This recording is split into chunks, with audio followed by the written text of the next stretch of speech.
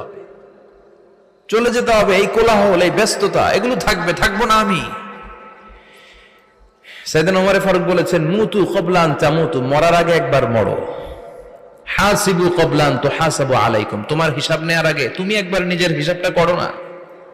কাগজ বের করে একটু লিখো না কি কি ভালো কাজ করছিলা, যেগুলো দিয়ে নাজাতের ওসিলা হতে পারে, 1 2 3, আর কি কি আকাম কুকাম করছো দেখো না, লিখে দেখো তোমার অবস্থাটা কি। মরার আগে একবার মরো। মরার আগে খাটের মধ্যে শুয়ে শটান করে চোখ বন্ধ করে একবার মরার ভান করে দেখেন কেমন লাগে। চোখটা বন্ধ করেন আর ভাবেন আপনি নাই, কি কি হতে পারে ভাবেন।